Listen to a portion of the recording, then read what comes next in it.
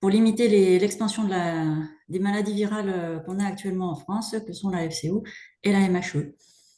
Claire, je te laisse prendre le relais. Oui, merci à vous. Merci Virginie, merci Estelle pour les échanges et puis l'organisation super rapide de ce moment.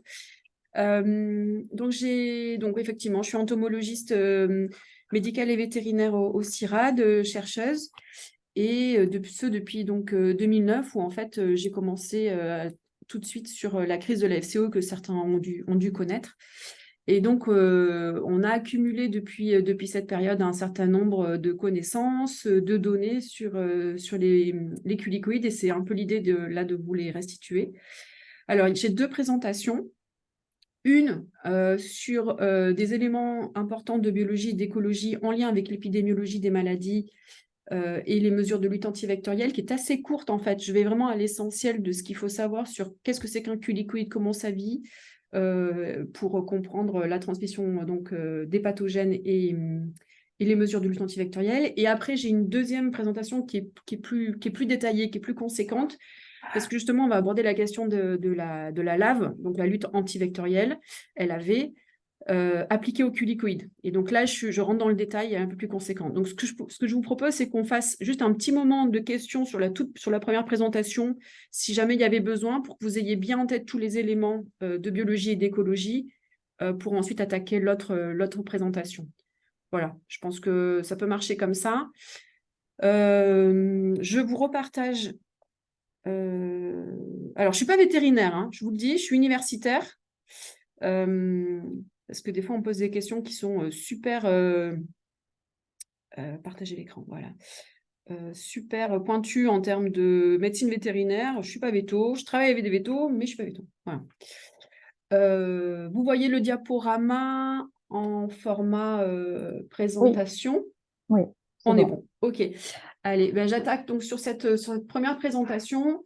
Donc voilà, l'idée, c'est de vous présenter, que vous ayez en tête les éléments importants en lien avec la biologie et l'écologie des culicoïdes en Europe du Nord, pour faire le lien donc, avec l'épidémiologie donc, de FCO. Et alors moi, je vais dire EHDV, parce qu'en fait, c'est le sigle qu'on utilise beaucoup, qui est issu de la maladie en anglais, plutôt que MHE. J'ai un peu du mal avec MHE. Je vais essayer, hein, mais donc de la maladie hémorragique épizootique, donc MHE, et donc des mesures de lutte antivectorielle. Déjà ici, sur cette première diapo, vous voyez des photos. On va les revoir ensemble. Ici, vous avez donc la tête, le thorax et le début de l'abdomen d'un culicoïde, donc prise avec des photos. C'est plus que de la macro, mais voilà, c'est très très rapproché. Un piège à culicoïde. Ici, vous avez donc deux femelles culicoïdes qui sont en train de se nourrir, de se gorger donc sur un bras d'une personne. Ici, vous avez un moustique, un Ochlorotatus. Alors certes, c'est un gros moustique, hein, et un culicoïde ici en train de se gorger, mais vous voyez déjà qu'il y a une différence de taille qui est assez conséquente. Et puis donc là, c'est classiquement la façon dont on observe les culicoïdes sous-binoculaires. Alors, qu'est-ce que c'est qu'un culicoïde? Donc ce sont des moucherons, ce n'est pas des moustiques, ce n'est pas des mouches, ce sont des moucherons de très petite taille. On est entre 1 et 3 mm. Et donc là, je reviens sur la photo qui nous permet de bien faire la comparaison de taille entre un moustique se gorgeant et un culicoïde se gorgeant. Vous voyez que ce n'est vraiment pas la même taille, c'est vraiment très très petit. Vous avez ici donc la même chose sous la loupe binoculaire. Donc un moustique culex, celui qui vous embête le soir quand vous êtes au lit, et donc un culicoïde. Donc là vraiment 1 à 3 mm. Le moustique, à l'œil nu, vous pouvez, pour ceux qui sont un peu la affûtés, un peu naturalistes, vous pouvez voir de quel genre il appartient, etc. Pour les culicoïdes, c'est plus compliqué, c'est vraiment tout petit.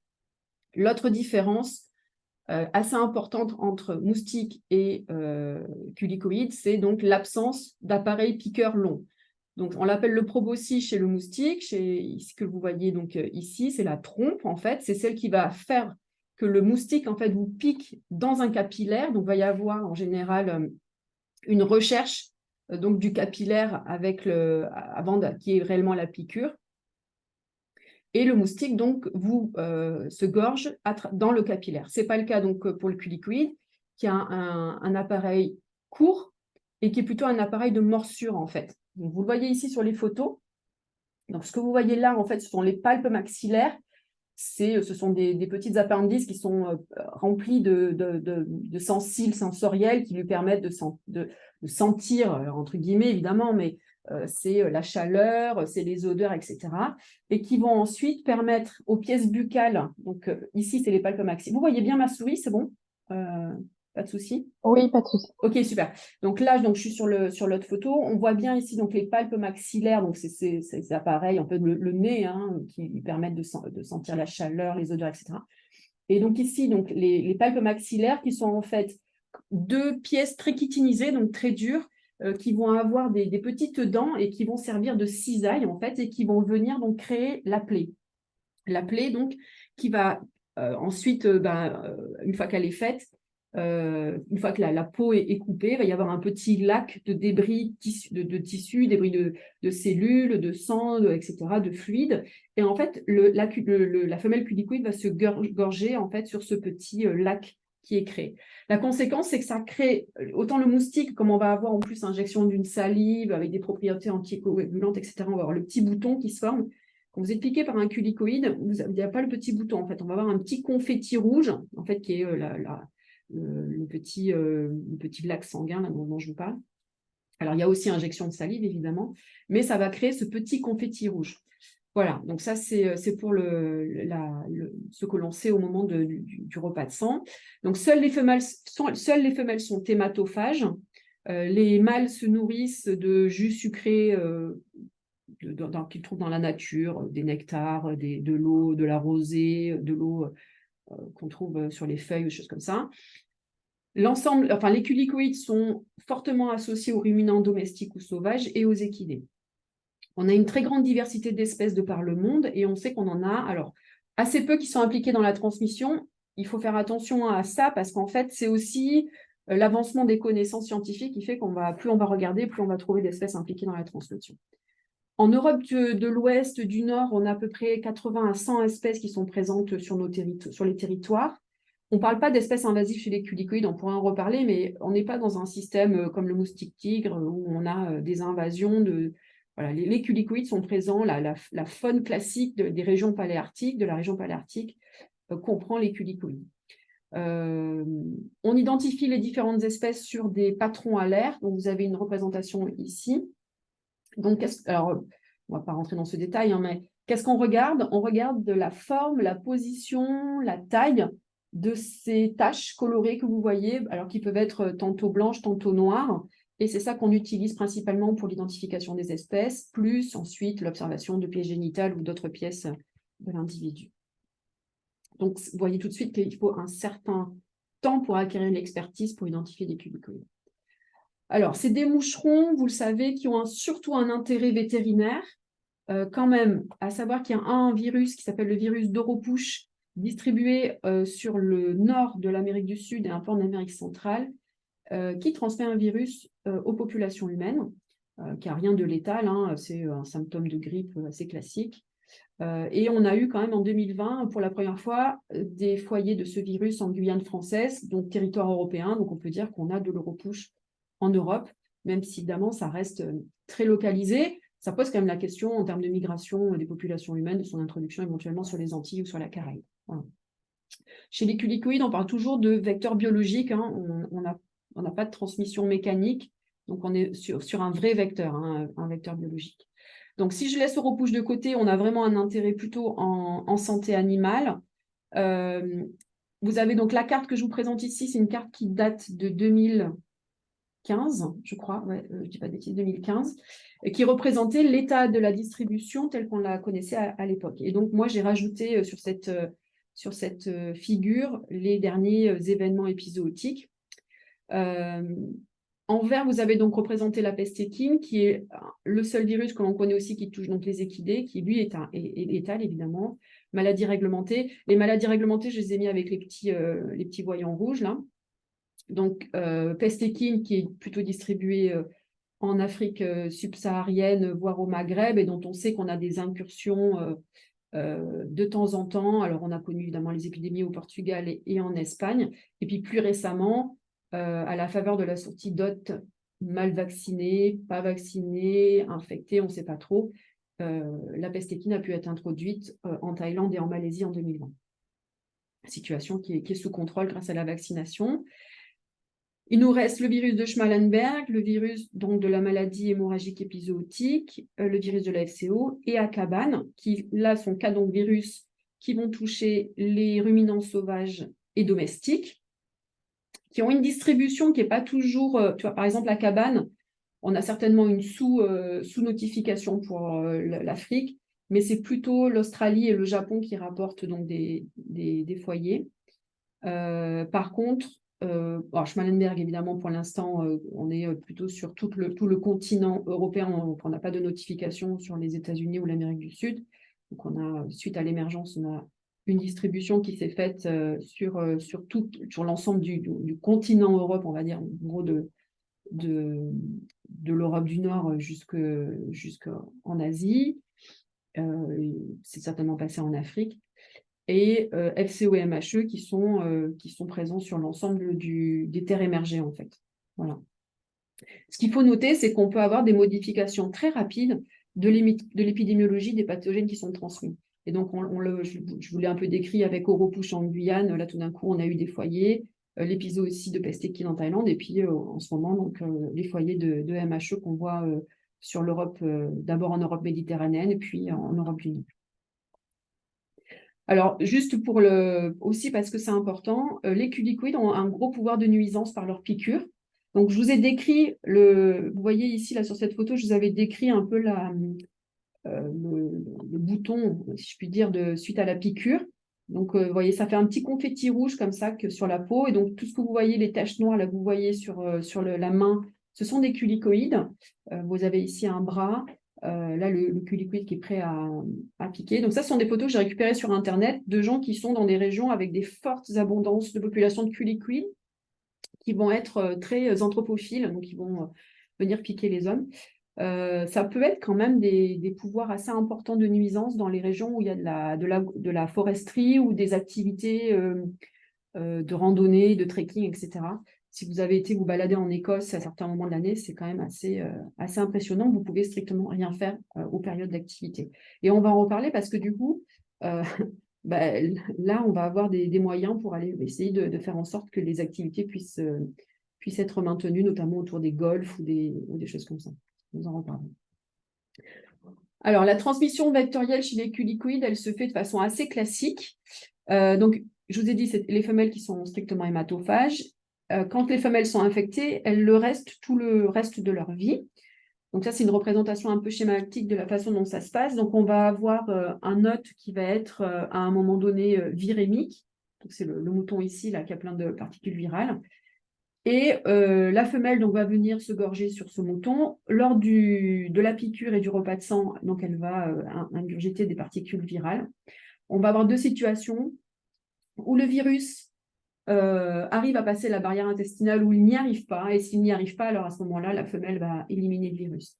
Si on a un passage de la barrière intestinale, à ce moment-là, on va avoir une phase de multiplication, de dissémination du virus dans l'ensemble du culicoïde. Il va passer très facilement la barrière salivaire, qui est assez perméable chez les culicoïdes, contrairement aux moustiques.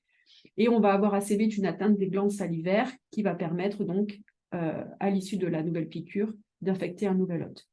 Alors, l'ensemble de ce cycle, il est variable en fonction de la température. Plus il va faire chaud, plus il va être court. Et probablement parce qu'on n'a pas d'évidence scientifique, en fonction des sérotypes et des espèces vectrices.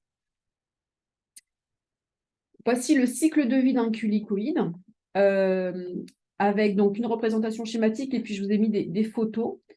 Donc les œufs sont plutôt noirs quelques heures après la ponte, et ils sont pondus de façon individuelle, donc ils sont classiquement la forme d'un petit œuf de diptère. On va parler ce qu'on appelle des gîtes d'oviposition et des gîtes larvaires juste après. On les décrit comme des zones humides riches en matière organique. Ce ne sont pas des zones aquatiques. Les œufs ne sont pas pondus sur des zones en eau comme pour les moustiques. On est vraiment sur des matières solides, certes très humides, mais solides. Donc les œufs sont pondus. Assez vite, on va avoir l'émergence d'une larve qui a une forme de ver, en fait, qui est vermiforme. La larve va avoir 4 stades qui sont marquées à chaque fois par des mues qui permettent donc à la larve de grandir. Et à l'issue du stade L4, on va avoir donc une nymphe, une pupe qui va se former, alors qu'il n'y a pas du tout la forme non plus d'une nymphe de moustique.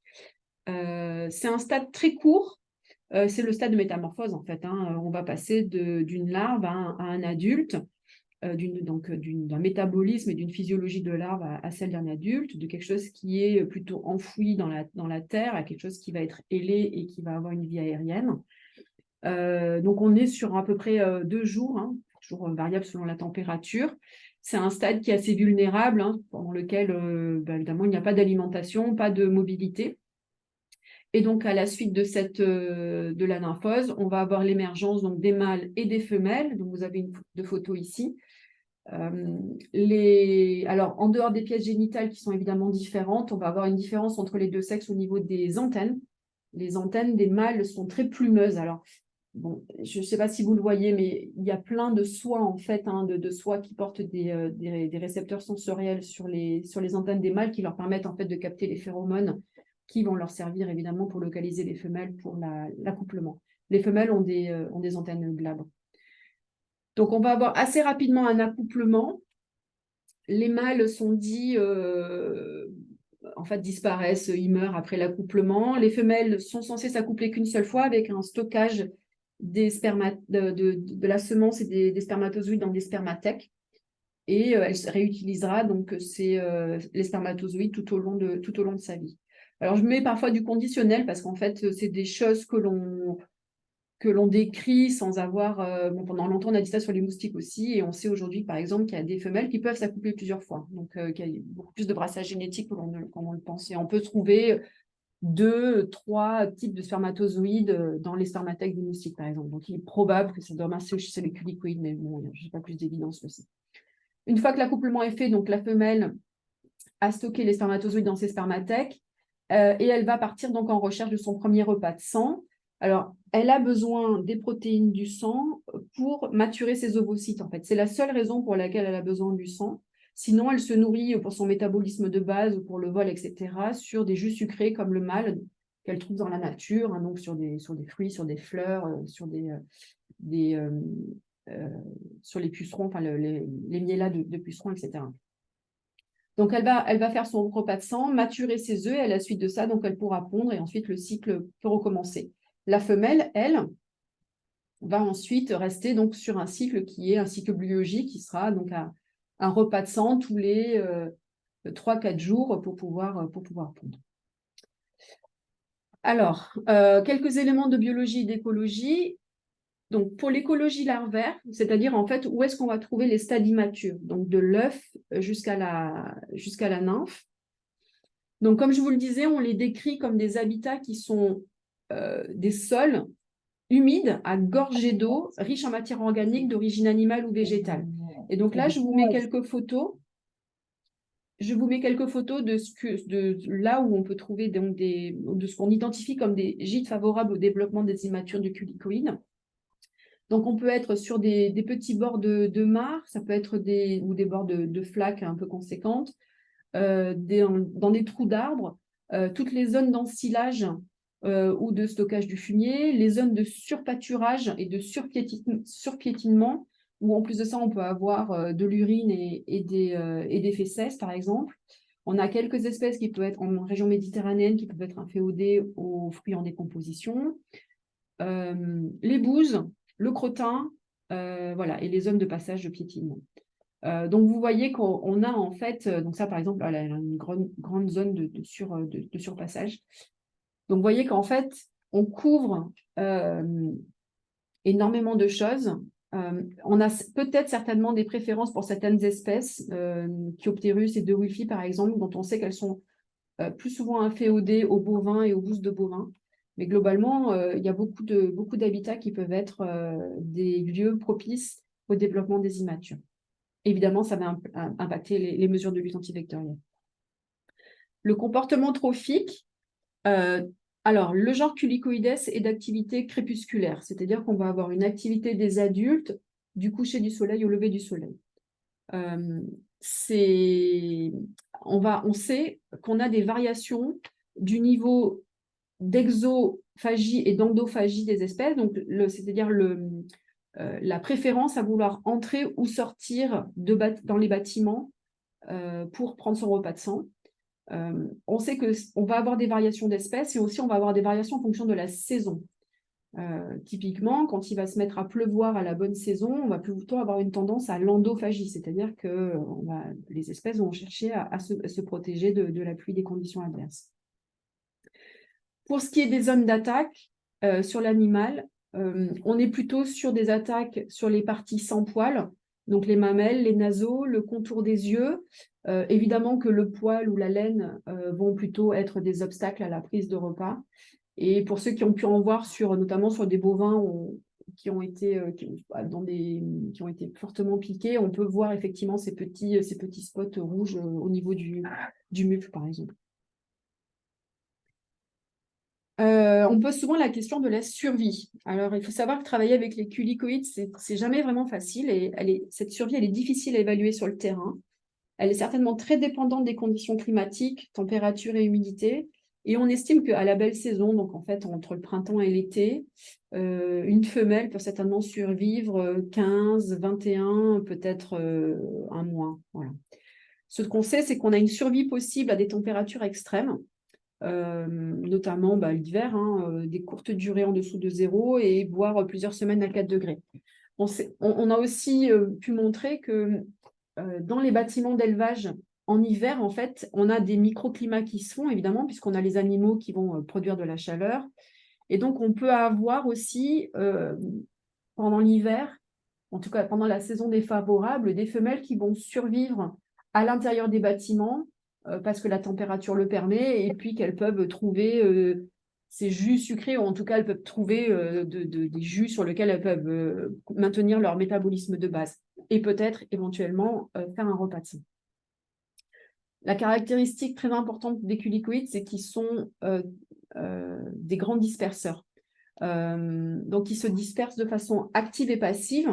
Ils ont une dispersion active par le vol qui, sur des distances, alors qu'on pourrait penser limitées, mais c'est quand même 2 à 3 km par jour, ce qui n'est pas négligeable et quand on sait qu'ils font 1 à 3 mm. Et surtout, on a une dispersion passive par les vents qui est très importante, puisqu'on sait qu'il y a à la faveur de vents favorables, c'est-à-dire à de vitesse plutôt lente et chaude, et plutôt chaud, ils peuvent traverser la Méditerranée. Voilà, donc ça a été démontré. Alors, la saisonnalité, alors sous nos latitudes, elle est marquée évidemment par les saisons défavorables que sont la fin de l'automne et l'hiver. Donc, on a 1 à 2 pics d'abondance par an et le passage de l'hiver sous forme immature. Voilà. Donc, plutôt des larves. Et cette saisonnalité, quand on s'y intéresse en termes de phénologie, c'est-à-dire le démarrage de l'activité et la fin de l'activité, c'est assez important pour les mesures de surveillance entomologique et donc je vais vous le détailler un peu plus maintenant. Donc, vous avez peut-être déjà vu ces cartes. Ce sont les cartes d'activité des populations de culicoïdes pour la France, basées sur le réseau de surveillance des populations de culicoïdes qui a fonctionné en France entre 2009 et 2012. À cette époque, donc en gros, c'était la crise FCO de 2008. À cette époque, on avait un indicateur entomologique d'activité des populations qui était défini au niveau européen, qui était celui donc de 5 femelles par toute espèce confondue par nuit de capture. Donc, à partir du moment où on dépassait ce seuil de 5 femelles par nuit de capture pour un département, on considérait qu'on était en activité des populations et donc on avait un risque de transmission. Femelle par, c'est comme pour les mammifères, c'est une femelle qui a au moins pris un repas de sang. Et donc, grâce à cet indicateur entomologique, on a pu, nous, donc sur la base des données entre 2009 et 2012, faire une cartographie donc, des semaines d'activité, donc du démarrage et de la fin de l'activité, et donc ensuite de faire une moyenne de l'inactivité pour chaque département. Donc, c'est ce que je vous montre là. Donc là, par exemple, vous avez une carte sur la base des 4 années de données.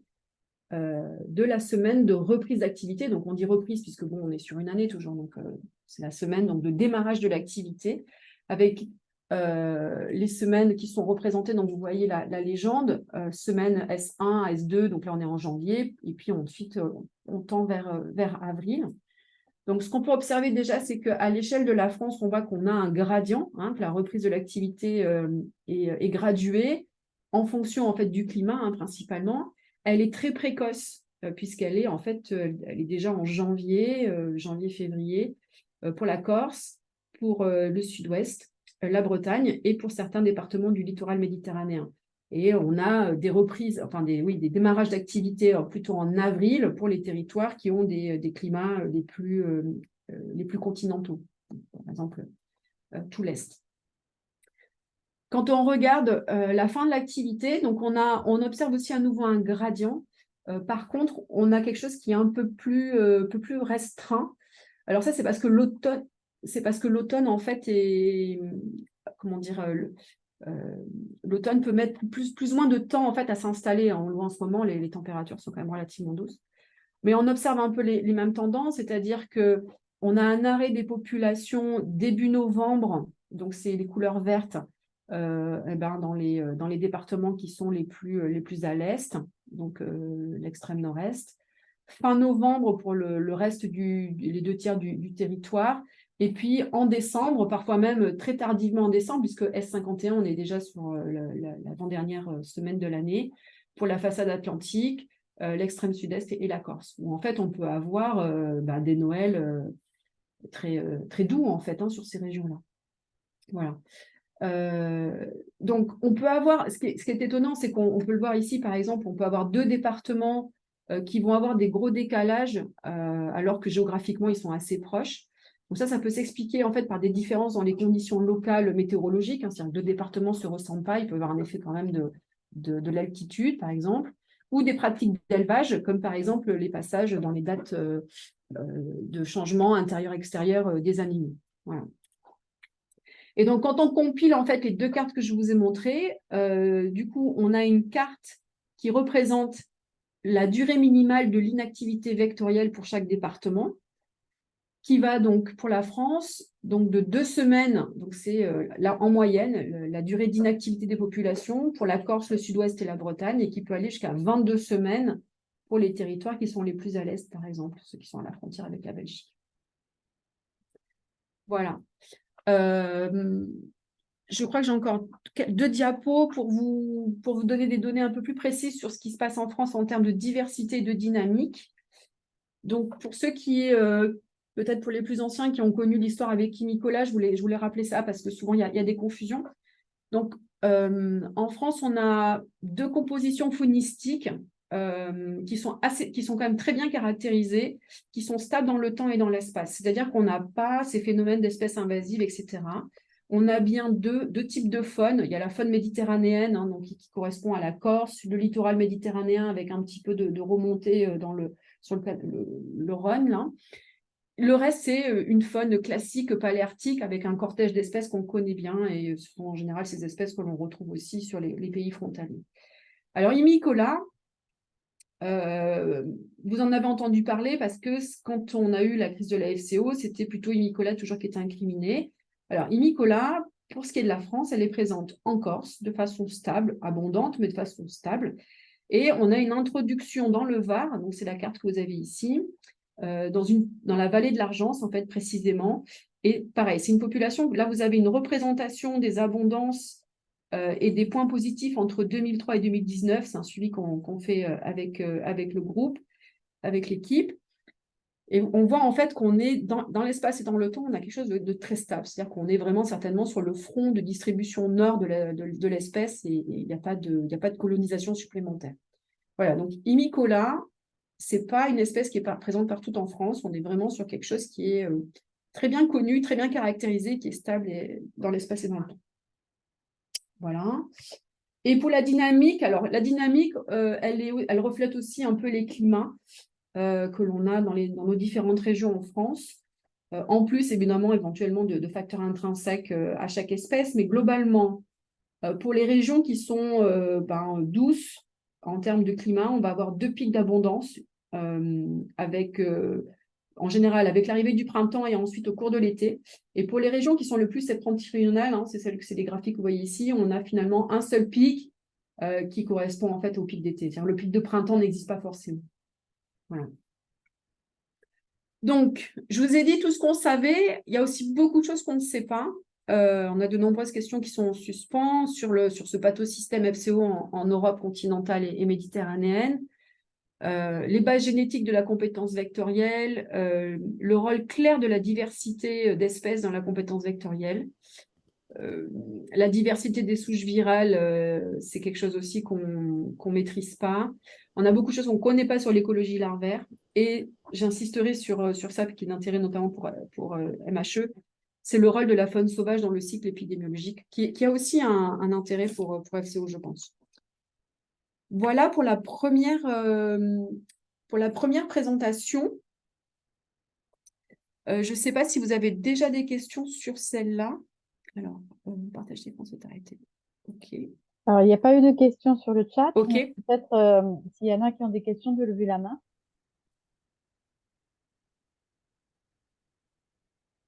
OK. Je vois pas.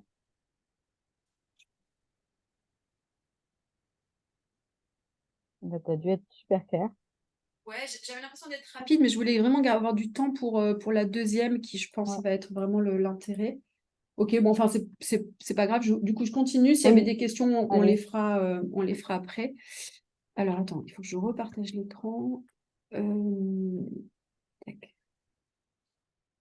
J'espère surtout que ce n'était pas des choses que vous saviez déjà, sinon c'est un peu embêtant. Alors, il faut que je fasse ça. Et ensuite, allez.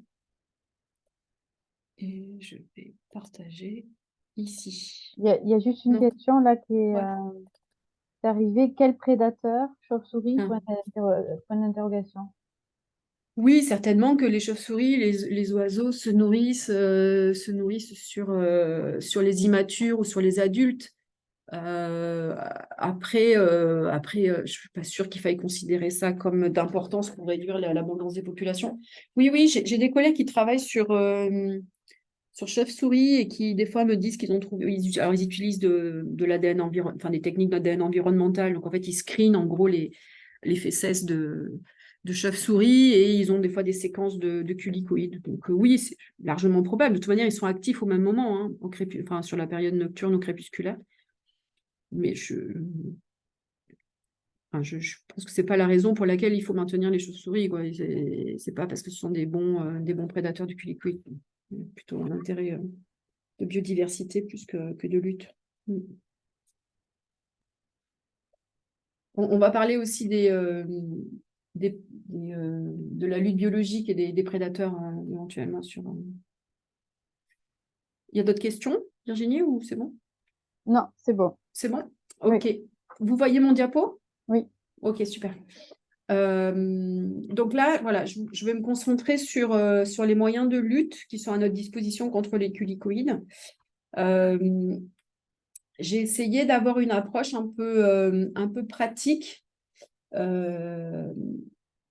Bien sûr que c'est bien toujours un schéma de lutte intégrée qu'il faut favoriser, mais voilà, pour essayer d'être de pas trop compliquer les choses au début, j'ai été par catégorie. Bon, c'est peut-être un peu scolaire, mais ça permet au moins de tout passer, de rien oublier. Donc, cette figure, je vais l'utiliser à plusieurs reprises. Elle représente un peu elle schématise un environnement classique d'élevage avec donc des bâtiments dans lesquels on peut avoir des habitats favorables pour les immatures et les adultes. Il va y avoir un environnement proche de ces bâtiments. Il va y avoir des pâturages dans lesquels aussi on peut avoir des environnements favorables aux culicoïdes, que ce soit adultes ou immatures. On va imaginer une forêt ou en tout cas un environnement qui n'est pas l'environnement sur lequel on a les animaux, qui peut être aussi favorable aux immatures et puis aux adultes. Là, j'ai même une photo d'adulte. Puis on a des environnements aussi un peu plus lointains. Voilà, donc à chaque fois, je vais revenir sur cette diapositive pour vous montrer les différents moyens de lutte anti-vectorielle. Donc, la première, et puis j'ai utilisé un gradient qui est de celui qui est le moins chimique au plus chimique. Donc, on va commencer par la lutte environnementale. Alors, la lutte environnementale, en fait, elle va avoir pour objectif de supprimer les habitats favorables à la ponte et au développement des immatures, donc de l'œuf à la pupe, dans un but de réduire l'abondance des populations adultes et donc le risque de transmission de pathogènes. Donc, on est sur voilà, une suppression des habitats favorables. Alors, on a une étude qui a vraiment été très, très bien, enfin, qui est la seule qu'on ait quasiment, qui a été réalisée en Angleterre et qui est quand même assez incroyable en termes d'investissement. Donc, vous voyez ici donc, les photos des 4 fermes qui ont été utilisées dans cette étude, avec à chaque fois donc, une identification de ces zones qui étaient identifiées comme les plus favorables pour la ponte des culicoïdes, donc principalement des zones en fait, de stockage de litière ou de matière végétale et matière organique. Donc, ils les ont identifiées, ils les ont couvertes. Et donc, vous voyez les photos avant-après, hein, voilà, pour les 4 sites. Et ils ont fait un suivi des densités adultes. Et donc, c'est ce que vous avez ici pour les 4 fermes, donc sur ces graphes, avec les données simulées et puis les données vraies. Et la flèche, en fait, représente le moment où ils ont couvert les habitats favorables qui avaient été identifiés. Donc, en gros, les zones de stockage des litières ou du fumier. Et en fait, alors ne me demandez pas pourquoi, en fait, ils ne publient pas les données plus loin, mais on voit que là, c'est des jours, hein, pardon, c'est des jours, donc c'est le temps et une représentation de l'abondance. Et donc, on voit en fait que à partir du moment où ils couvrent, on n'a pas de réduction du nombre d'adultes capturés. Donc, la couverture des gîtes favorables, des habitats favorables, n'impacte pas le nombre d'adultes capturés. Ça veut dire qu'en fait, on a suffisamment d'habitats favorables qui ne sont pas couverts, qui participent à la production des adultes. Voilà. Donc là, dans ce cas-là, aucun impact sur un système qui ressemble beaucoup à ce qu'on peut avoir sur nos territoires. Alors, il y a des moments où ça peut marcher. C'est un essai qui a été fait en Israël. Alors, en Israël, dans les régions arides. Donc, on est sur de l'élevage intensif dans des régions arides, en fait, qui créent de façon un peu artificielle un isolement. Le fait qu'on ait des zones de désert et des zones arides autour de ces zones d'élevage, en fait, on sait que les gîtes favorables sont forcément liés à la zone d'élevage. Et avec une très bonne gestion des effluents et des fluides, ils peuvent réduire les populations sur du long terme. Et en fait, c'est principalement parce qu'il y a une absence de zones favorables aux alentours qui évite la réintroduction d'individus. Ça a aussi été fait en Floride, où en fait, ils ont des espèces qui sont adaptées donc, à la salinité de certaines zones où il y a des marées. Et donc, en fait, ils réduisent ils font une mise en eau de ces zones favorables, ce qui réduit, en fait, ce qui modifie en fait la salinité, donc ne permet pas aux espèces qui sont habituées à cette salinité de se développer, et donc on réduit les populations adultes.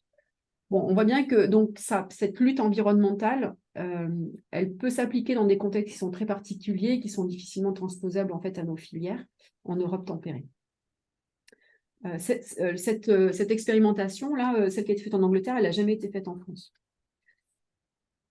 Ensuite, on a la lutte écologique. Donc, une lutte écologique, ça serait notamment d'attirer en grand nombre, en nombre suffisant, avec des attractants, les femelles qui sont en recherche d'hôtes, pour les capturer avec des systèmes de piégeage et donc réduire à long terme les populations adultes. Donc, on les appelle les stratégies push-pull, en fait, hein, c'est-à-dire qu'on attire et on répulse les femelles de l'endroit où sont les animaux. Donc, c'est typiquement utiliser en fait, des pièges avec des phéromones, avec des chéromones, du CO2, de l'octénol, voire de la lumière, et éventuellement utiliser une association avec un insecticide ou un système d'électrocution.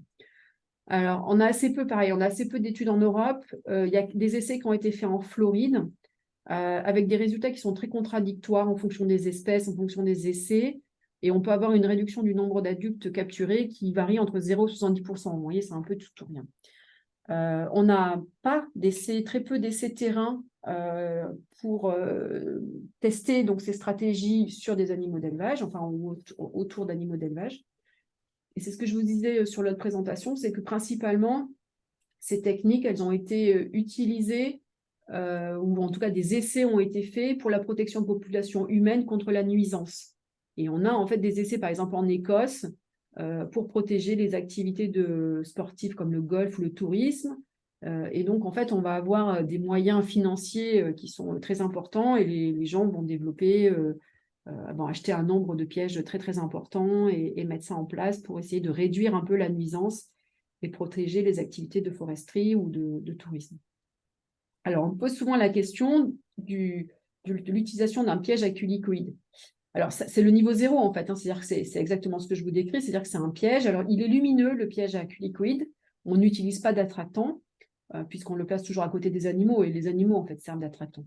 Mais ce n'est pas un piège qui permet de contrôler des populations. C'est un piège qui nous sert à capturer, effectivement, mais il capture une part infime de la population active. Il est très peu, en fait, son pouvoir d'attraction est très faible, et il ne permet pas d'attraper les millions de culicoïdes qu'il peut y avoir sur une nuit. Donc, il ne protège pas vous pouvez mettre un piège à culicoïdes, il ne protégera pas vos animaux. Et vous pouvez même en mettre une dizaine, ça ne protégera toujours pas vos animaux. Il y aura toujours des culicoïdes qui seront actifs et qui ne se feront pas prendre dans le piège. Il faut imaginer qu'on a des abondances qui peuvent être très, très, très, très fortes. Voilà, donc ça, c'est le piège à culicoïdes que certains connaissent peut-être. Rapidement, donc c'est un piège assez robuste, assez lourd. Il fait 5 à 6 kilos. Il a à peu près 40 cm, 45 cm, 50 cm Alors, il fonctionne comment? On a ici un néon de lumière noire. Donc, c'est du proche ultraviolet, mais ce n'est pas l'ultraviolet. Donc, c'est une sorte de lumière blanche là, qui fait que ceux qui font du tuning l'utilisent là, pour illuminer leur dessous de voiture. Donc, la lumière, en fait, va perturber le vol des femelles qui sont en recherche d'hôtes. Donc, en fait, on pose toujours à côté de bovins ou d'ovins. Donc, les culicoïdes sont attirés par les odeurs et la chaleur des animaux. La lumière ici va perturber leur vol. Ils vont venir au contact. Alors, on met une moustiquaire ici pour éviter de capturer les papillons de nuit, tout ce qui va un peu polluer, donc pour nous, le prélèvement. Donc, la maille de cette moustiquaire est assez... c'est une maille de moustiquaire contre les moustiques, en fait, hein, typiquement. Et une fois que le culicoïde a passé à travers, en fait, on va avoir ici un ventilateur qui va créer un flux d'air. Vous voyez que la chaussette du bas là, est un peu gonflée. Donc, on a un flux d'air. Le culicoïde tombe ici dans le bécher dans lequel ensuite on récupérera la capture. Et évidemment, cette moustiquaire est opaque et les insectes ne peuvent pas repartir. Donc, le piège à culicoïde n'est pas un outil de lutte. Un troisième moyen de lutte antivectorielle, c'est la lutte mécanique. Donc là, l'idée, c'est de réduire ou de supprimer le contact entre les hôtes et les vecteurs par des moyens physiques pour diminuer le taux d'attaque et donc le risque de transmission. Donc ça, typiquement, c'est les moustiquaires sur les ouvertures des bâtiments, c'est le confinement des animaux à son extrême, moustiquaires qu'on peut utiliser en association avec un insecticide, et puis la ventilation, par exemple. Alors, encore une fois, on est sur des stratégies qui sont difficilement applicables en système intensif. On l'utilise pour des animaux de valeur, comme des reproducteurs ou des chevaux de course, mais parce qu'évidemment, on peut mettre des moyens. C'est appliqué, par exemple, pour les chevaux qui sont en boxe en Afrique du Sud. Donc, c'est des chevaux qui peuvent avoir une haute valeur économique. Et il se trouve qu'en Afrique du Sud, ils ont des vecteurs qui sont strictement exophiles, c'est-à-dire que c'est des vecteurs qui ne vont pas du tout chercher à rentrer dans les bâtiments. Alors, il y a un essai terrain en Angleterre qui a été réalisé avec effectivement une diminution des abondances dans les étables quand ils utilisent en gros le confinement, hein, c'est-à-dire la fermeture des bâtiments. Mais en fait, on va avoir un comportement qui est variable entre les saisons et entre les espèces. Donc, on n'a pas quelque chose qui est d'une efficacité pleine tout au long de l'année et qui est dépendant des communautés d'espèces. On a un autre enjeu aussi avec les culicoïdes. Comme je vous l'ai dit, c'est très petit. Et les moustiquaires qui sont disponibles sur le marché, en fait, sont adaptés principalement à la taille d'un moustique. Et donc, on a du mal à faire développer par les industriels des moustiquaires qui ont des mailles plus petites pour que les culicoïdes ne puissent pas passer. Et puis, va se passer la question de plus on va réduire la maille de la moustiquaire, plus on va réduire la ventilation donc la ventilation des bâtiments et puis évidemment la ventilation des animaux. Donc, se pose la question du bien-être animal et donc c'est un peu compliqué. Donc voilà, il peut y avoir des stratégies un peu de lutte mécanique de façon individuelle, mais qui sont difficiles à appliquer sur une exploitation dans un système intensif. Et donc ensuite, on arrive aux chimiques. D'abord, la lutte chimique contre les immatures, où là, le but, c'est de réduire le nombre d'adultes émergents, évidemment. Alors, la bonne nouvelle, c'est qu'au laboratoire ou sur le terrain, on a des larves qui sont sensibles aux molécules insecticides. Donc, vous avez ici les données publiées pour des espèces nord-américaines. On n'a pas de données pour les espèces européennes. On peut imaginer que c'est aussi valable. Donc, on a sur des molécules que l'on applique assez régulièrement sur des immatures, elles sont sensibles et elles sont sensibles à des doses relativement faibles. Donc, ça, c'est plutôt bonne nouvelle. Et quand on passe sur le terrain, donc en formulation insecticide, donc là, il y a des granulés et puis des sprays qui ont été utilisés. Donc, toujours pareil, aux États-Unis, on a aussi donc de la mortalité qui est plutôt bonne. Donc là, il n'y a aucun essai qui a été réalisé en Europe, à ma connaissance, sur la lutte chimique antilarvaire contre les culicoïdes. Donc, on n'a pas de données.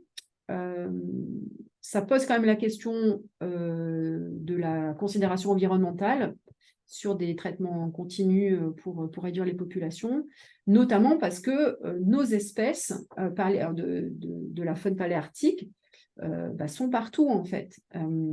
Les habitats larvaires sont on ne peut pas vraiment définir une zone qui va être la zone favorable et qui est la plus productrice.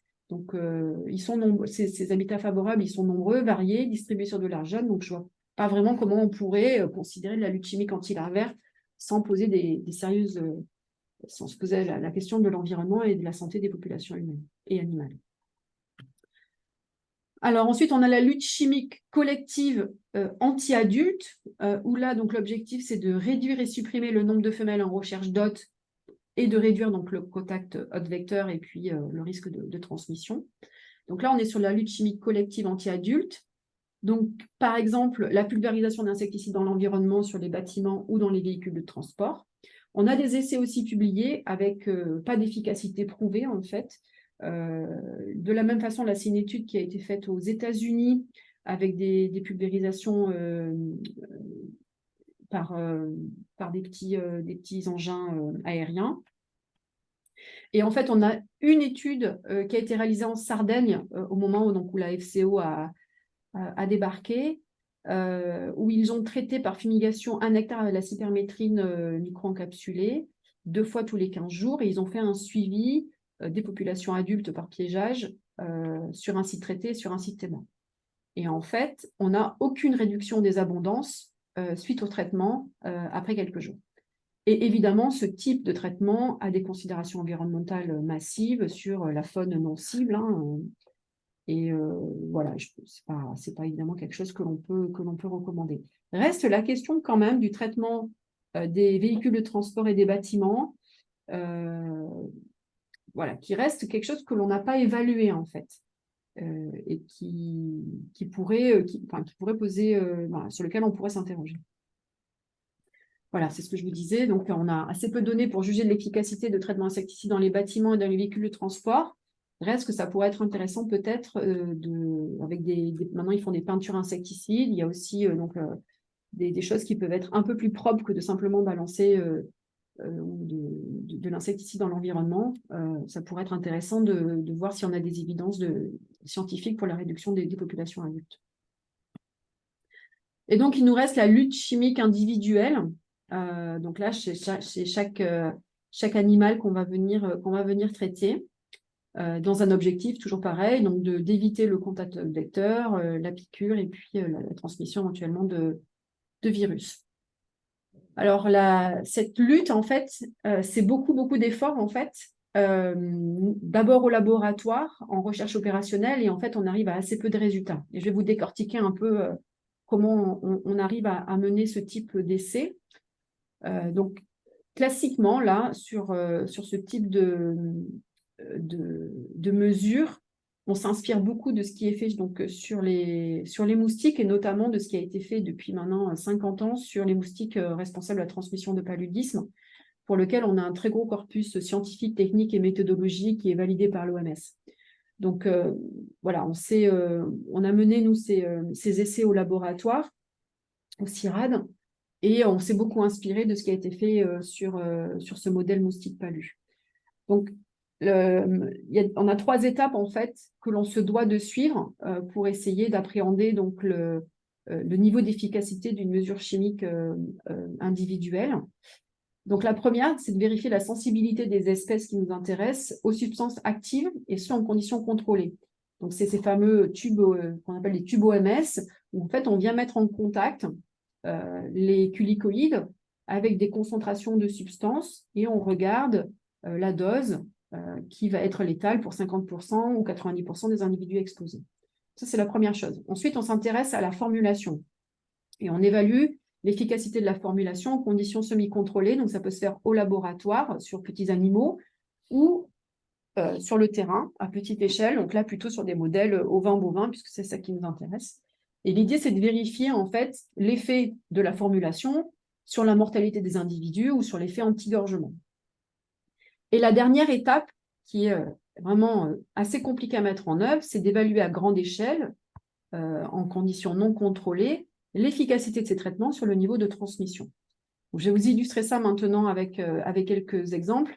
Avant, je voulais vous rappeler que sur les insecticides qui sont autorisés en médecine vétérinaire, alors je ne sais pas si c'est toujours à jour, mais bon, c'était une diapo qui l'était il y a quelques temps. Pour les ectoparasites, on n'a aucun produit qui a une autorisation de mise sur le marché spécifique contre les culicoïdes, c'est toujours le cas. Et que classiquement, c'est plutôt le Boutox dont on parle beaucoup et qui est de la deltamétrine, un pyréthrinoïde. Alors, concernant l'étape 1, donc l'étude au laboratoire de la sensibilité aux molécules insecticides, la bonne nouvelle, c'est que les culicoïdes sont intrinsèquement sensibles aux molécules insecticides, et notamment aux pyréthrinoïdes. On note des différences de sensibilité en fonction des espèces et des populations, mais les culicoïdes restent sensibles aux molécules insecticides. Et l'autre bonne nouvelle, c'est qu'on n'a pas de signal de résistance aux molécules insecticides. Donc ça, c'est des données qui datent d'il y a quelques années. C'est une thèse qui avait été réalisée au CIRAD. Et il n'y a pas de publication montrant ayant des arguments inverses, en fait. Donc ça, c'est quand même plutôt la bonne nouvelle. Quand on regarde maintenant les formulations en conditions semi-contrôlées, donc on est au laboratoire, on utilise des modèles animaux au laboratoire, donc nous, typiquement, on endort des souris, et puis on met des culicoïdes, des femelles donc, qui sont à jeun, et elles vont venir se piquer en fait sur la queue. Donc, vous voyez qu'on est assez loin quand même du modèle bovin-ovin, hein, quand même. C'est pas facile de faire gorger des culicoïdes sur des souris. Et ensuite, on regarde donc, on mesure l'effet de la formulation sur la mortalité, sur l'effet anti-gorgement, et puis on regarde aussi la rémanence de la formulation. Donc, on a testé 1, 2, 3, 4 produits. Donc, vous avez les noms ici dans la première colonne, qui sont des organophosphorés ou des pyréthrinoïdes, à la concentration préconisée. Et on regarde la mortalité au jour 1, 5, 8, 12 et 15. Et on estime donc la persistance en fonction je crois, 50% des individus qui sont morts. Donc, on se rend compte que déjà au jour 1, on n'est pas à 100% d'efficacité et qu'en fait, on a un déclin assez rapide de la mortalité des culicoïdes et une persistance qui s'étale entre 8 à 18 jours pour l'ectotrine. À mettre évidemment en balance de la rémanence qui est vendue par les mouches, par les labos, qui, elle, se compte en semaines, en fait. On a aussi regardé l'efficacité des formulations en conditions semi-contrôlées, donc cette fois-ci dans une ferme à ovins, où on a essayé, en fait, d'être dans un système un peu carré tout en mimant les pratiques, ce qui est quand même pas facile, hein. Voilà, donc on a essayé de se rapprocher des conditions d'utilisation identiques à celles du terrain. Donc ce qu'on a fait, c'est que sur des moutons, sur des brebis, on est venu donc mettre, certains sont traités, d'autres le sont pas, et donc on vient mettre ici dans la petite seringue que vous voyez là, c'est des culs liquides qu'on vient mettre au contact, qu'on essaie de garder un certain temps pour vérifier s'il y a mortalité et ou gorgement. Dans cette expérimentation, on a testé surtout le Botox donc de la deltamétrine et on a regardé la mortalité et la rémanence.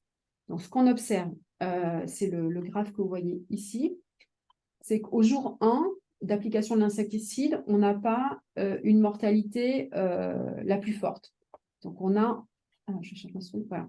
Donc, ce n'est pas au jour 1 qu'on a un maximum de mortalité, c'est au jour 4, mais c'est une mortalité qui reste entre 40 et 45%, c'est-à-dire que c'est quand même pas énorme. Et on a une disparition de l'effet protecteur après 10 jours. Ce qui veut dire qu'il faudrait en fait renouveler l'application tous les 10 jours, sachant qu'on n'atteint jamais plus de 50% de mortalité. Et clairement, sur les ovins, mais sur les bovins aussi, on a un problème de diffusion de la formulation sur l'animal, puisqu'on l'applique sur la ligne du dos, et qu'on voit bien que les zones qui vont être les plus facilement accessibles pour le cul liquide, c'est plutôt les zones au niveau de la tête ou le bas du ventre. Voilà, donc un problème de diffusion et de rémanence. La troisième étape, comme je vous disais, c'est celle qui est vraiment la plus intéressante parce que appliquer des insecticides, si c'est pour avoir un effet zéro sur la transmission, à la limite, autant ne pas en appliquer. Donc, c'est l'évaluation à grande échelle en conditions non contrôlées de l'effet des applications insecticides sur la transmission. Ils ont fait ça en Amérique du Nord et en Australie, c'était il y a quelques années quand même, hein. C'est pas tout récent, mais c'est les seules données qu'on a. Et ils ont regardé ça sur des pyréthrinoïdes et sur des organophosphorés, sur la transmission du virus de la FCO. Dans la première étude, ils font ça sur bovins. Ils traitent leurs animaux toutes les 2 semaines avec de la permétrine et ils suivent la séroconversion des bovins. Dans le cas traité, ils ont 56% de séroconversion et dans le cas témoin, 48%. Donc, en fait, on n'a pas d'effet du traitement sur le niveau de transmission. Et dans la deuxième étude, ils ont des traitements hebdomadaires de bovins avec différents types de formulations, donc du couronne, de la pulvérisation, de la boucle auriculaire et différentes molécules. Et pareil, ils font un suivi de la séroconversion. Donc là, on a des résultats qui sont un peu différents en fonction des applications, enfin des formulations ou des applications, mais on voit bien aussi qu'on n'a pas un effet super intéressant du traitement. Encore une fois, ces manips-là qui sont équivalentes hein, n'ont jamais été réalisées en Europe, autant que je sache, en tout cas, jamais publiées. Alors, qu'est-ce qu'il nous reste? La lutte biologique, j'en ai pas parlé, donc c'est l'utilisation de prédateurs ou d'organismes entomopathogènes. On a 1 ou 2 essais qui sont publiés, mais finalement avec assez peu d'applicabilité. Et alors, la lutte génétique, dont on parle aussi beaucoup pour les moustiques, donc c'est l'utilisation d'insectes stériles ou d'endobactéries stérilisantes, voire de transfert de gènes. Alors, j'ai un collègue en Hollande qui s'amusait à écrire un super papier très théorique là-dessus avec des beaux schémas. Autant vous dire qu'on est quand même bien loin de maîtriser toutes les étapes qui sont nécessaires à la mise en place de tels programmes, et c'est pour moi complètement irréaliste. On a clairement besoin de temps pour faire du développement ou des essais supplémentaires. Alors, tout n'est pas impossible, hein. Il y a cette histoire de peinture imprégnée, d'insecticides, de bâches imprégnées, de la ventilation, mais pour l'instant, on n'a pas d'investissement sur ces types de moyens de protection.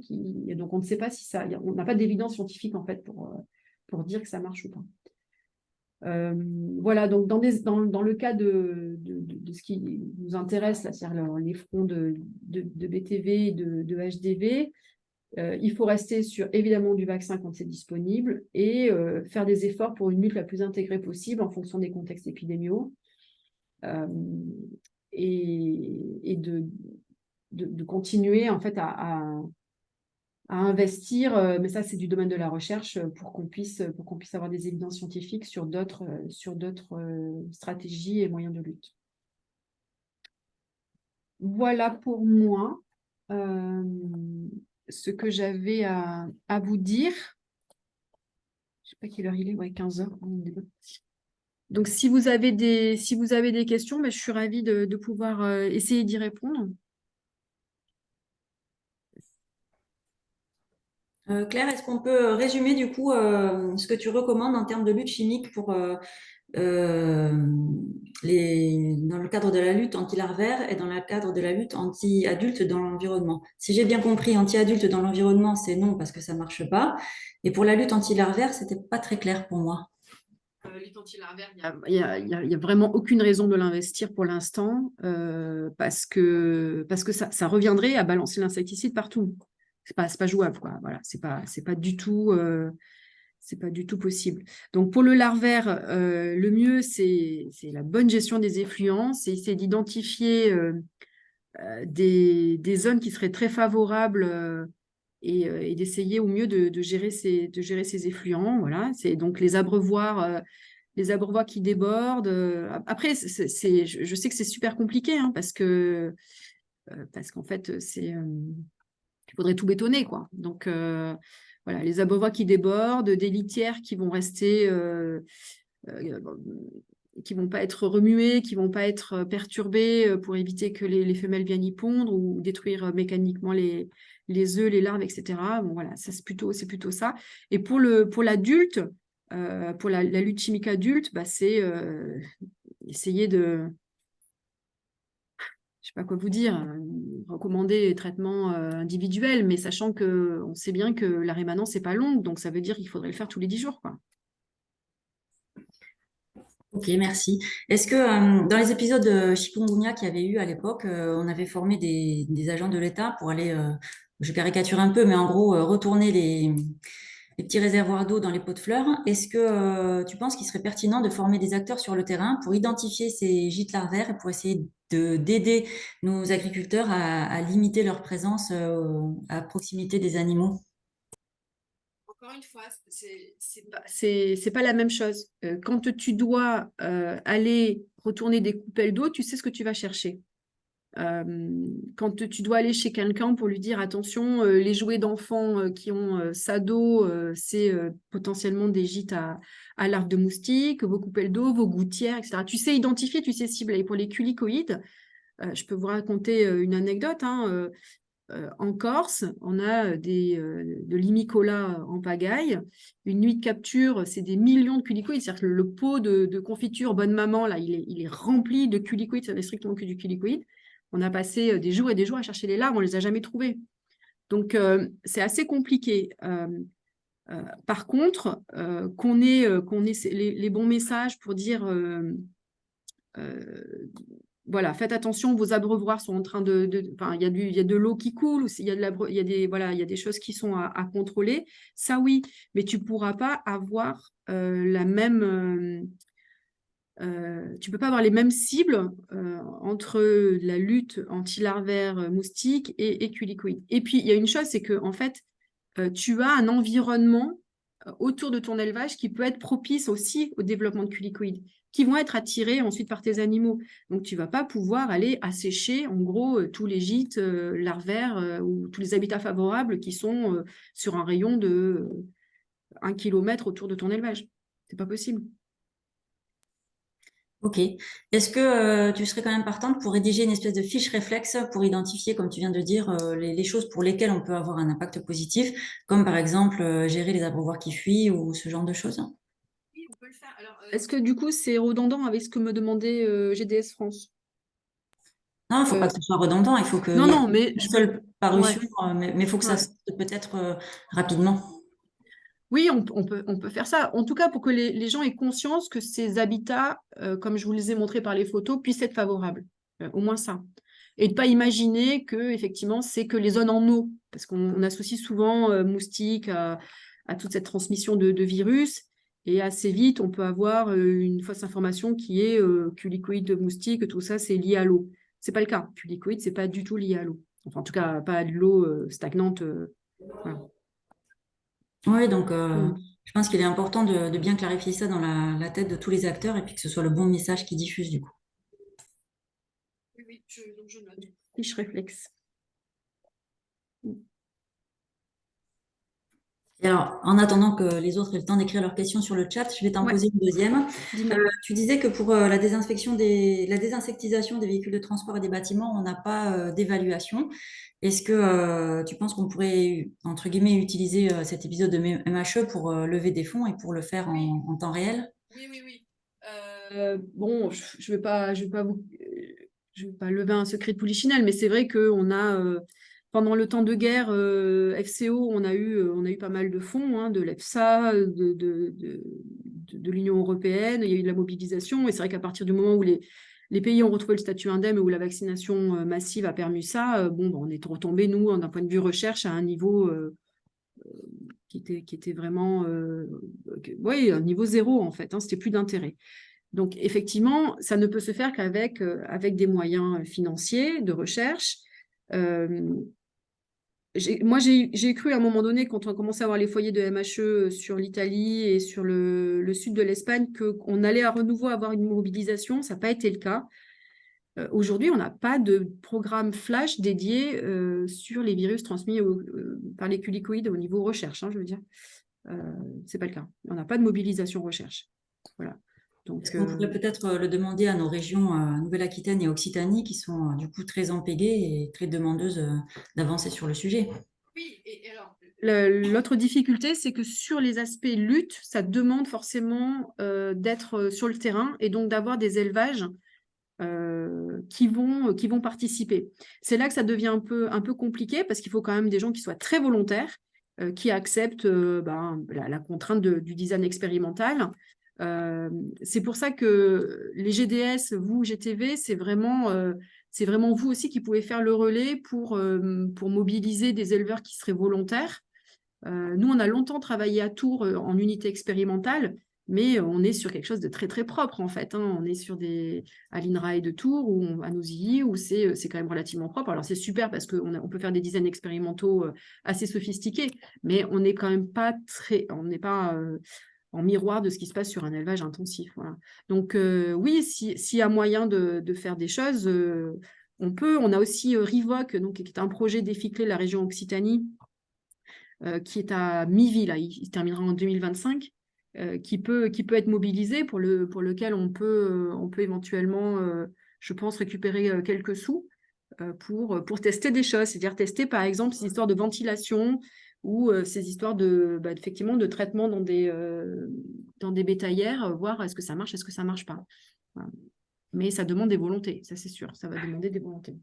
Bah, écoute, je pense qu'on a le GDS là. Christophe, tu es toujours là? On allait faire GDS Occitanie, de toute façon, tu es Oui, je suis toujours là. là, je suis là. Et ben, je pense qu'on pourrait essayer de réfléchir ensemble pour voir comment on peut concrétiser ça rapidement sur le terrain. Sélectionner des élevages volontaires, essayer de voir un peu comment on peut faire pour faire avancer les choses. Oui, tout à fait. Nous, on est volontaire sur ce sujet-là, il n'y a pas de problème. Avec un partenariat GDS-GTV, et je pense que main dans la main, on peut avancer positivement là-dessus, quoi. Surtout pour objectiver ces utilisations de produits et leur efficacité, parce qu'on voit sur la présentation de Claire quand même qu'on est loin de produits qui sont la panacée et qui Eh donnent oui. des résultats. C'est vrai que la réglementation l'oblige sur un minima sur les déplacements des animaux et le traitement des animaux avant le déplacement. Mais c'est vrai que si on pouvait objectiver l'efficacité de ces traitements-là. Je pense que ça fait vraiment partie des enjeux actuels, d'autant plus que enfin, la réglementation, je pense elle évolue aussi en fonction de l'avancée de la science. Et plus on apporte d'éléments pour essayer de comprendre comment ça marche, plus on peut la faire évoluer positivement pour une gestion globale intéressante de ces épidémies, quoi. Je suis d'accord. Il n'y a pas que le chimique, hein, il y a aussi ces histoires donc, de ventilation qui peut être intéressant. Alors, je ne sais plus, j'en ai discuté avec l'un de vous. Avec moi, je pense. Ouais, c'est ça, avec toi. Tu disais qu'il y a de plus en plus d'éleveurs qui s'équipent de ventilateurs parce qu'on a surtout l'été des fortes chaleurs et que c'est plutôt à cette destination. Mais utiliser aussi, alors en continu ou pas en continu, en tout cas sur les périodes d'activité des populations, ça pourrait être des facteurs en fait, de flux d'air, hein, qui se créeraient et qui empêcheraient les culicoïdes de venir au contact des animaux. Évidemment, animaux qui sont en bâtiment, on ne peut pas faire ça. On peut pas faire ça en pâturage. Mais il y a des choses en fait, il faut que ce soit les éleveurs, les acteurs de terrain qui fassent remonter comment dire, des techniques ou des stratégies qui pourraient être pertinentes parce que déjà installées dans les élevages ou parce que faciles à mettre en place et qu'elles ne viendraient pas impacter le travail quotidien dans les bâtiments, qu'on pourrait tester. Il n'est pas question d'aller tester des trucs qui ne seraient pas ensuite réalistes, quoi. Voilà, il faut trouver ce juste milieu, en fait. Et je suis en train de lire le chat et je vois, il y a une question où... aux Pays-Bas, apparemment, je n'étais pas au courant de ça, aux Pays-Bas, les autorités sanitaires n'ont pas recommandé la désinsectisation des animaux. Alors, Après, c'est ce que j'allais dire sur la désinsectisation, on est quand même sur une problématique qui est réglementaire, Ouais. avec une demande de traitement des animaux, mais Ouais. dans la réglementation, c'est jamais précisé les durées. On n'a Oui. vraiment pas souvent des notions de durée, comme tu l'as dit, on est à 10 jours. Pas trop de notions de produits non plus, parce que les éleveurs nous disent mais quel produit, comment. Et c'est vrai que vu qu'il n'y a pas d'AMM sur les culicoïdes, on est assez désemparé quand on répond aux éleveurs. Alors c'est obligatoire pour les déplacer à zone réglementaire, zone indemne et pour les envoyer à l'export ou aux échanges. Mais au final, on ne sait pas trop, enfin, on ne sait pas trop quoi conseiller, quoi. Bah, bien sûr, mais parce que même les experts ne savent pas quoi conseiller dans la mesure où il n'y a pas d'évidence scientifique. Moi, je peux vous dire que les culicoïdes sont sensibles aux pyrétrinoïdes, aux organophosphorés. Quand on passe ensuite en termes de formulation à une condition de terrain, on perd en efficacité, on perd en effet anti-gorgement et on perd en rémanence. Mais c'est certainement pour ça aussi qu'on n'a pas trop d'évolution et de conseils, parce que moi, je me souviens en 2008 avoir échangé avec des fabricants de produits qui nous disaient que dans leurs tests, ils étaient à 1 semaine, 10 jours, donc on le savait déjà sur les culicoïdes. Et je pense qu'ils ont conscience que leurs produits ne sont pas super efficaces. Comme tu dis, en plus, c'est que 50% en 4 jours. C'est sûr que l'efficacité elle est quand même relativement limitée. Ils n'ont pas trop intérêt non plus à le mettre en avant. C'est ça. Et puis, ils n'ont pas d'intérêt dans le développement de produits qui seraient spécifiques parce que le marché, on le voit bien, il est en fait, il est par crise. Donc, en fait, ce n'est pas intéressant pour les industriels. C'est un peu le même principe qu'éventuellement de la lutte mécanique avec un développement de moustiquaires qui serait un peu adapté pour quand les animaux sont dans les bâtiments, protéger des ouvertures, des choses comme ça. Bon, on voit bien qu'il n'y a pas tellement d'intérêt. Surtout qu'il faut se dire quand même quand on a le vaccin est plutôt efficace, en fait. Donc, il y a aussi ça. On n'aurait pas de vaccin. Bon, alors là, pour HDV, on n'a pas de vaccin, mais je ne crois pas trop que les industriels vont se mettre à faire du vaccin tout d'un coup comme ça. Voilà. Donc, il n'y a pas vraiment de solution. Il faut avoir les bonnes informations. Je pense qu'il faut avoir les bonnes connaissances parce que ça fait toujours, c'est toujours bien. Mais après, on est un peu limité. Alors, pourquoi les Pays-Bas se sont un peu affranchis ils ont les mêmes mesures réglementaires que nous, hein, normalement. Donc, je pense qu'ils s'en sont affranchis parce que leurs experts ont dû leur dire que de toute manière, ça ne servait à rien et que ça évitait de dépenser et de balancer de l'insecticide. Et je pense que c'est une position qu'ils ont dû prendre. Et voilà, je pense que ça ne doit pas être autre chose, en fait. Ils n'ont pas plus d'informations que celles que je vous donne, en tout cas, ça c'est sûr. Alors, désinsectisation des moyens de transport, je suis d'accord, c'est une recommandation. Et alors, certainement quand même que ça doit quand même avoir un effet répulsif si ce n'est insecticide. Ce qu'on sait quand même, c'est que globalement, les culicoïdes ne se baladent pas trop avec les animaux. Là aussi, c'est une différence avec les moustiques tigres qu'on connaît bien, qui se baladent d'un continent à l'autre à travers les déplacements humains ou les déplacements de marchandises. Les quelques essais qui ont été faits de mettre des pièges dans des bateaux cargo ou des avions cargo ont montré qu'il n'y avait pas de culicoïdes dedans.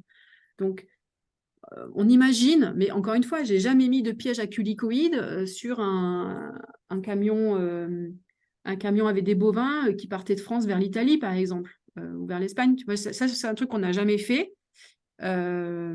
Et donc, on ne sait pas vraiment ce qu'il en est, mais par contre, on imagine qu'il n'y en a pas quand même des masses qui se déplacent avec les animaux. Donc, ça veut dire que des animaux qui ont bien été désinsectisés ou des moyens de transport qui sont bien insectisés, on doit quand même avoir diminué le risque et la charge de population dans le véhicule. Voilà. Mais encore une fois, je vous dis, on imagine, parce qu'on ne l'a jamais fait. Sur l'épisode 2008 FIF Cataral, il semblait que c'était des plantes, peut-être. Alors ça, c'est l'introduction. Non, alors, ouais, ouais, Pour l'introduction, pour le déplacement des culicoïdes vers ouais, mais Maastricht, moi, j'y crois pas, Christophe, hein, vraiment. Je pense que quand on a des nouveaux sérotypes qui arrivent, c'est l'introduction d'animaux infectés, hein, c'est pas des culicoïdes. Voilà.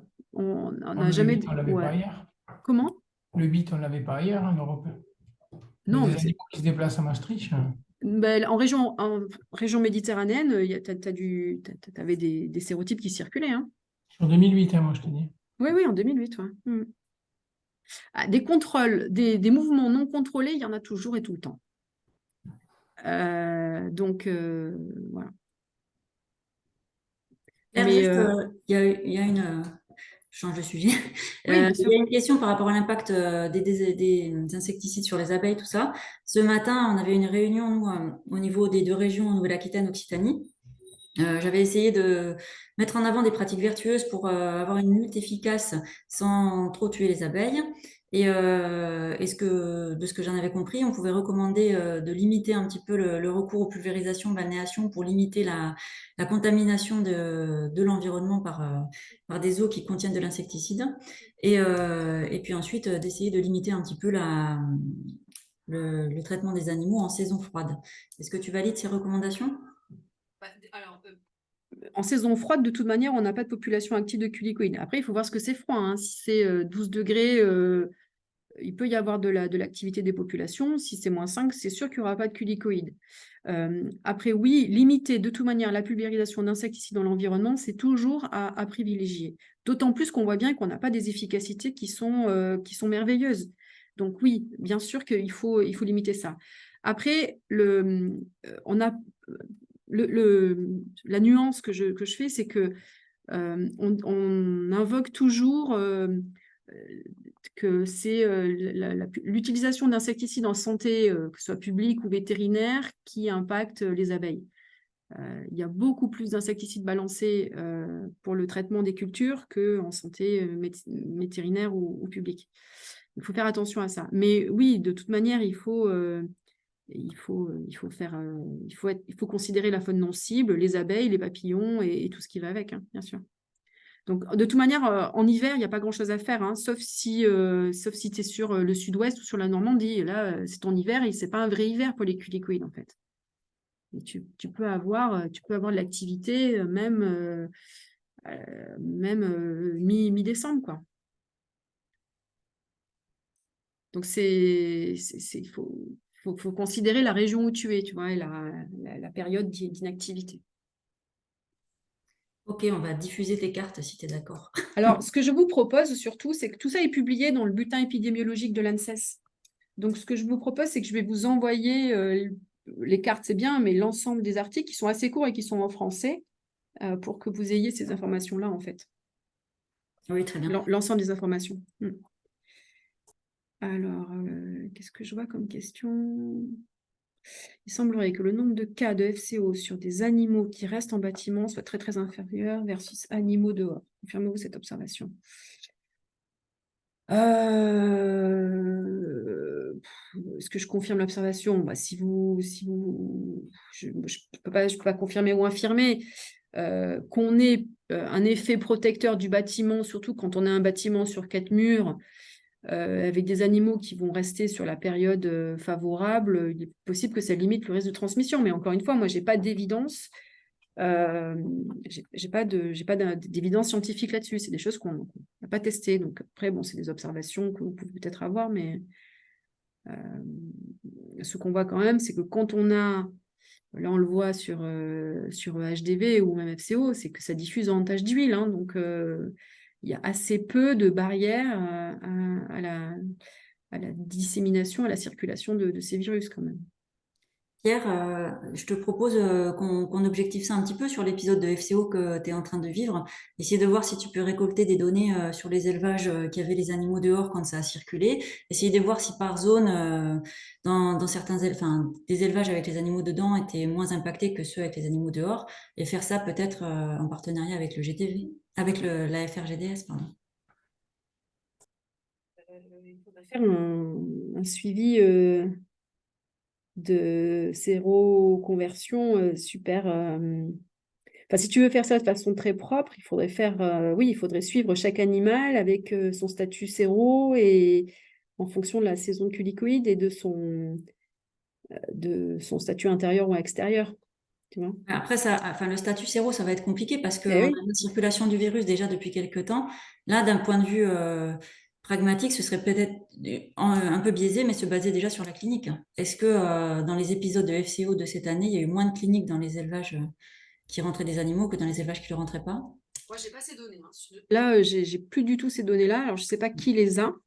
Je pense qu'il faut les créer. Je pense que personne Et n'a oui, c'est ça. les Je collecter. pense, ouais. Je pense qu'effectivement, ouais, il faudrait réfléchir à ce qu'on peut faire. Il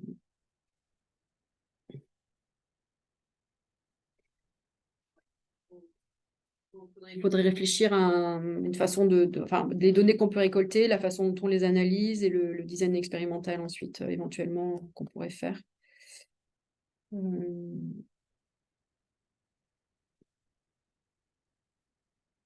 Favoriser la résistance du culicoïde à la transmission virale. Comment favoriser la résistance du culicoïde à la transmission virale?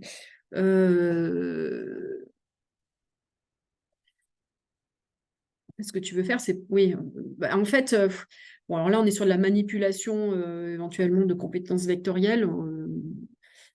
Je pense que c'est pas envisageable pour les culicoïdes. Je ne vous l'ai pas dit, mais en fait, on ne sait pas élever les culicoïdes. Dès qu'on ramène des culicoïdes au laboratoire, en fait, ils sont extrêmement sensibles à la manipulation et donc on a une très très grande mortalité, ce qui forcément est un peu un fardeau méthodologique, hein, parce qu'on arrive assez peu à faire de choses. Donc on a 2 espèces qu'on arrive à maintenir au labo qui sont des souches maintenant de cirque, hein, une espèce assez grosse qu'on appelle Dubiculosus, qui est une espèce européenne, et puis une autre qui est américaine, Sonorensis. Mais qui sont, voilà, aujourd'hui, par exemple, il y en a une qui ne sait plus voler, par exemple. Donc, bon, voilà, on sait qu'elle est, d'un point de vue génétique, on est loin des populations qu'on peut avoir en conditions sauvages. Donc, voilà, favoriser la résistance du culicoïde à la transmission virale, je ne suis pas sûre qu'on puisse être dans ce truc-là. Pourrait-on sensibiliser les acteurs sur l'effet très limité des traitements chimiques? On va essayer d'avoir des effets sans... Ouais, bon, mais ça, du coup, on en a parlé. Alors, adaptation des élevages au changement climatique, agroécologie, biodiversité. Alors, c'est un sujet qui revient beaucoup en ce moment. Changement climatique. On a un modèle. Donc là, on est sur des simulations, hein, sur la modélisation. On a un modèle qui marche assez bien et qui montre qu'effectivement, on va avoir avec l'augmentation des températures, on va avoir des automnes qui sont de plus en plus doux et de plus en plus long en tout cas. Et ça va être favorable en fait à des abondances de populations de culicoïdes assez importantes, voire à des risques de transmission. Donc là, on est en train, nous par contre, par exemple avec donc Rivoc, avec le projet risque vecteur en région Occitanie, financé par la région Occitanie, on va s'intéresser donc au modèle culicoïde des virus transmis dans le cadre de ces changements climatiques et réadapter des modèles qu'on avait déjà pour essayer d'aller un petit peu plus loin. Donc ça, j'espère, voilà, d'ici 1 an ou 2, avoir un peu plus d'éléments à vous apporter, en tout cas sur ce modèle culicoïde et virus transmis. Essai avec produits répulsifs à base de plantes BT. Alors le problème du BT, c'est la rémanence, c'est la photosensibilité et la rémanence. Je ne sais pas si dans les données américaines, on n'a pas des choses qui ont été faites avec BT. Bon, moi, c'est pas des choses qui sont envisageables. Tu peux expliquer, Claire, ce que c'est BT? Pardon, BT, donc c'est Bacillus thuringiensis, c'est une toxine d'une bactérie qu'on utilise beaucoup en lutte écologique pour les moustiques. Donc nous, par exemple, sur le littoral méditerranéen, c'est ce qui est utilisé donc, pour traiter les moustiques des marais, hein, les moustiques du littoral, pas Aedes albopictus, hein, pas le moustique tigre. Et donc, voilà, c'est quelque chose qui est utilisé, qui marche, mais qui a une rémanence assez faible. Et je ne sais pas si on peut l'utiliser, le BT, sur du substrat solide, parce que c'est soluble, en fait. Et donc, c'est bien parce que les moustiques, les larves de moustiques sont dans des milieux aquatiques qu'on peut utiliser le BT. je ne suis pas sûre qu'on puisse utiliser du BT par exemple, sur des fumières, quoi. Voilà. Cela sous-entendait-il de laisser les animaux en bâtiment 45 semaines par an? Alors, bon, je sais plus où est-ce qu'on était dans la discussion pour que cette question arrive, mais effectivement, en fait, les mesures de confinement, ou en tout cas de confinement plus ou moins modéré sur la journée ou sur une année, ça pose clairement effectivement la question d'animaux enfermés qui peuvent plus difficilement accéder à leur pâture, du travail au quotidien, etc. Donc, c'est pour ça qu'il faut se méfier un peu de la bonne solution qui serait un peu le miracle, quoi, la solution miracle. Donc, il nous manque quelques évidences. Et ça rejoint ce que je vous disais, c'est-à-dire qu'il faut qu'on puisse avoir des mesures qui soient testées, qui soient des mesures réalistes par rapport à la vie sur une exploitation, quoi. Non, mais peut-être les laisser dedans la nuit quand c'est possible, par exemple. Alors, oui et non, parce que comme je vous l'ai dit, c'est crépusculaire. Donc, ça veut dire que ce n'est pas une question de nuit. C'est dès que la lumière va baisser, parce que on est sur la période du coucher de soleil, on peut avoir l'activité des culicoïdes. C'est ça aussi qui est compliqué. Et ça, c'est aussi dépendant de la couverture nuageuse et de l'endroit où on est en France. Donc, on peut difficilement dire, la mesure de protection, c'est mettez vos animaux dans un bâtiment de 18h à 7h le matin. Vous voyez bien que ça, c'est pas du tout applicable. Enfin, en tout cas, ça ne serait pas une mesure qui permettrait de réduire le risque de façon significative.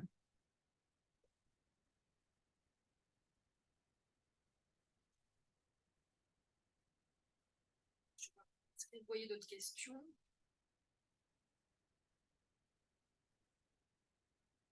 Dans l'Aveyron, une remarque. Oui, encore une fois, il faudrait. Enfin, il y a la clinique et il y a la symptomatique aussi. Ouais, autre pic d'activité à l'aube. Oui, voilà, il peut y avoir des pics en fonction des espèces et des régions qui sont un peu décalées entre le coucher et le lever du soleil, effectivement.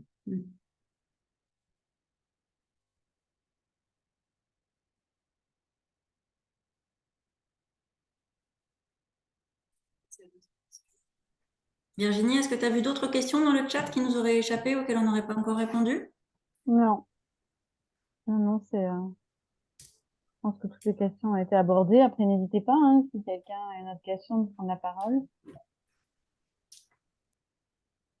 Est-ce qu'il y a des informations que je n'ai pas abordées qui auraient pu être importantes pour vous ou j'aurais pu développer un peu plus? Non, pour moi, c'est parfait. Mais après, Non, Claire, je pense que c'était vraiment génial. C'était vraiment dans le thème de ce que moi, en tout cas, j'attendais de la visio. Tu as bien fait le tour sur nos petits culicoïdes et sur les différents avantages et inconvénients des moyens de lutte qui sont imaginables. Et en tout cas, pour moi, c'était très clair et très complet. Bon, ben, super. Je suis contente que c'est servi, enfin voilà, que c'est pu répondre à vos questions. Ce que je vous propose, c'est que je vais vous envoyer à Virginie et toi, Estelle, vous diffuserez après à vos listes les publications en français donc du bulletin épidémio dans lequel il y a des informations que j'ai utilisées notamment sur les histoires d'inactivité des populations. Sur lutte antivectorielle, malheureusement en français, il n'y a rien, mais mon support, voilà, je vous l'envoie en PDF ou vous le transformez en PDF, vous l'avez déjà. Virginie, tu l'as déjà. Donc, ça peut vous servir de support. Il y a cette histoire de fiche réflexe que j'ai notée. Donc, bon, je ne connais pas j'imagine ce qu'il y a dedans, mais voilà, on va en rediscuter pour voir ce qu'on peut faire pour que vous ayez cette fiche synthétique d'informations.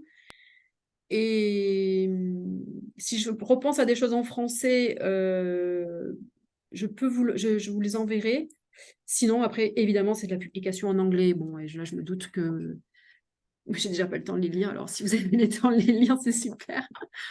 Mais bon, ça sera peut-être de l'information qui sera pas lue, donc ça n'a pas tellement d'intérêt. Peut-être après, pour la section épidémio de la SNGTV, si tu as les rêves sous la main, tu peux les mettre, on leur transférera. Et puis après, s'ils ont des questions, ben, ils reviendront vers toi. Ouais, il n'y a pas de problème. Avec plaisir. Et puis voilà, s'il y a des motivés, alors en Occitanie ou ailleurs, mais voilà, si vous avez des idées de choses que l'on pourrait tester, on peut y réfléchir ensemble. Pour la région Occitanie, je sais où je peux lever des fonds. Après, si vous, dans vos associations, vous avez aussi des leviers financiers pour tester des choses, voilà, on est disponible. Voilà. On peut Ok, réfléchir à ce qu'on peut faire. on prend l'info. Après, je pense que c'est important aussi pour nos partenaires de savoir que ben, on se pose des questions et qu'on essaye d'y répondre de façon scientifique et prouvée. C'est C'est toujours un ça. petit peu frustrant quand on dit qu'on peut rien faire, mais derrière ou alors si on fait ça, ça marchera pas. Mais s'il y a déjà des choses qui ont été testées, qui se sont révélées coûteuses et inutiles, c'est pas la peine de les refaire. Il faut repartir de plus loin. Donc Oui, voilà, oui, c'est important. tout à fait. Bon, et écoutez, je vous souhaite bon courage avec ce qui nous attend. Bon, si l'hiver arrive vite, enfin là, nous, on a eu une petite tempête qui nous tombe dessus, là. Mais si l'hiver arrive vite, ça devrait quand même se calmer et c'est plutôt rendez-vous au printemps prochain. C'est ça aussi qu'il faut avoir en tête si on veut tester des choses, c'est que là, je pense que on n'est plus dans le bon tempo, puisqu'on est clairement sur la diminution des populations.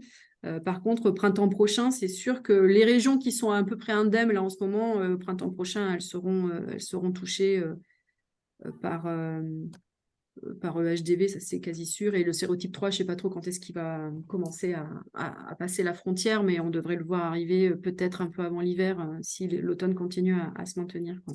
Donc, pour le sérotype 3, normalement, on a le vaccin en février. Donc, s'il pouvait Ah, attendre ok. avant d'arriver, ce serait mieux. Et après, bah, du coup, ça nous laisse l'hiver pour réfléchir à comment est-ce qu'on peut faire pour explorer des pistes. Ah, ben, Merci beaucoup, Claire. C'était vraiment super. Merci pour Bye ta bye. réactivité. Tu as répondu très, très rapidement à nos attentes et c'était top. Merci beaucoup. Merci à vous, bon courage. Merci. Merci. Au revoir. Au revoir.